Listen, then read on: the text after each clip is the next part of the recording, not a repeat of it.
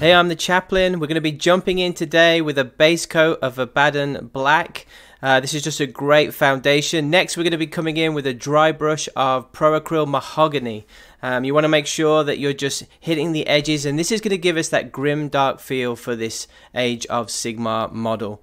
This is something that I've enjoyed. I'm trying to challenge myself and trying to try a new way of painting.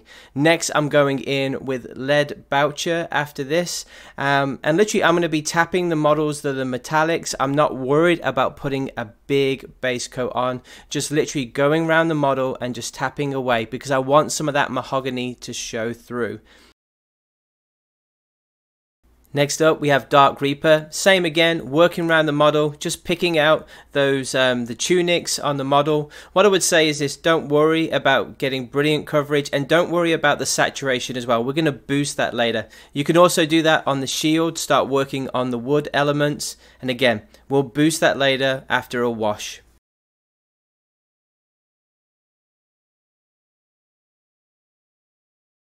Next, we're going to be laying down some base levels for our leather work using Upshapti bone. I can never say that. It sounds like a magic spell. But as you can see there, just working around the model, picking up those leather details. This is just preparing it for a contrast paint that's going to help that all come alive. Now we have another complicated paint to say, Gore Grunter Fur. We're going to wash that over the top of where we've put the Upshapti bone. You can use any leather. I just like this tone and how it works with the model, keeping it with that grim dark feel.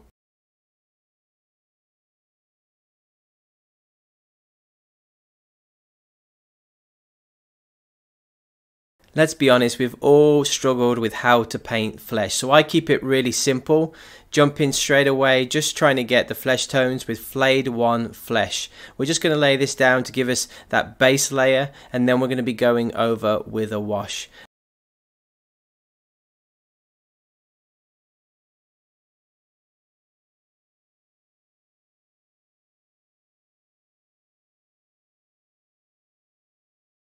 So you can see we've worked around the model. Now we're going to go in and apply a shade. You can use any of the flesh tones for this. For me personally, you know, the helmet covers a lot of the face, so I'm just looking to add a little bit of depth, moving the pigment around and trying to make sure that it covers the necessary areas in order to create that light and darkness within the flesh.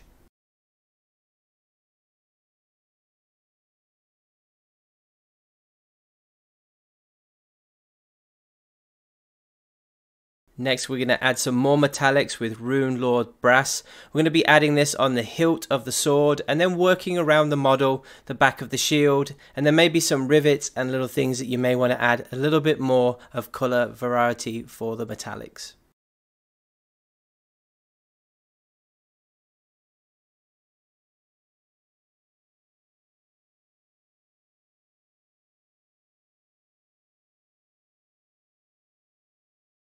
Next up, we have the painter's best friend, Norn Oil, which is going to wash the entire model. Just be careful of pooling, just push that pigment around.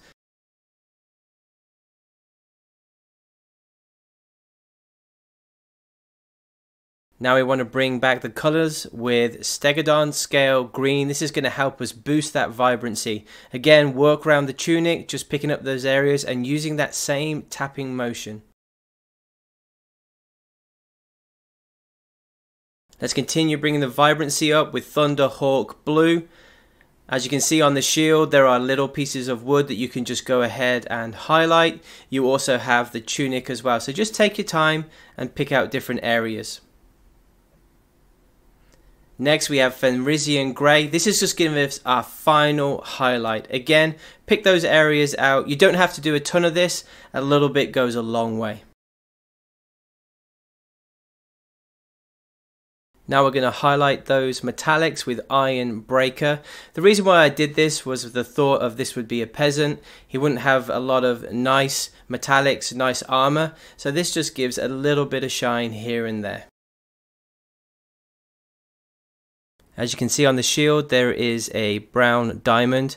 We're going to be covering that with Wraithbone. It doesn't have to be neat, it doesn't have to be perfect. This is going to be covered over by a transfer. So here I'm just using that same tapping motion so some of that mahogany shows through, and then we'll reach a point that we'll be able to put a contrast over the top, and then you can put any transfer of your choice.